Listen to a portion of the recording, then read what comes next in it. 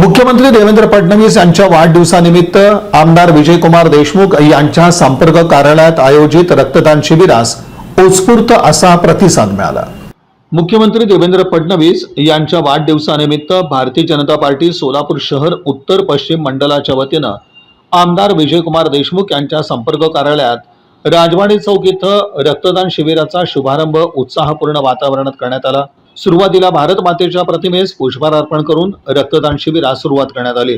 कार्यक्रमाच्या प्रारंभी आमदार विजयकुमार देशमुख यांच्या हस्ते भारत मातेच्या प्रतिमेस पुष्पहार अर्पण करून रक्तदान शिबिराचं उद्घाटन करण्यात आलं। त्यानंतर उपस्थितांनी रक्तदान करून समाजहिताच्या या उपक्रमात सहभाग नोंदवला।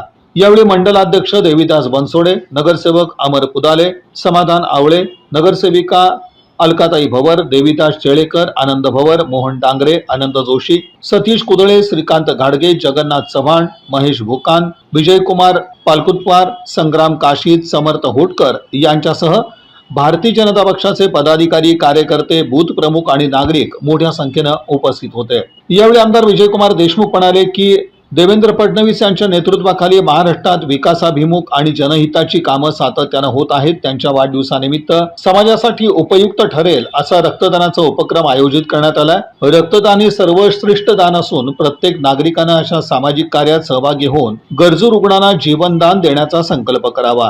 मंडलाध्यक्ष देवीदास बनसोडे म्हणाले की देवेंद्र फडणवीस यांच्या वाढदिवसानिमित्त समाजोपयोगी उपक्रम राबवण्याचा आमचा प्रयत्न आहे। रक्तदानामुळे अनेक गरजू रुग्णांना जीवनदान मिळतं। कार्यकर्ते आणि नागरिकांनी मोठ्या संख्येने प्रतिसाद देऊन हा उपक्रम यशस्वी केल्याबद्दल त्यांनी सर्वांचे आभार मानले।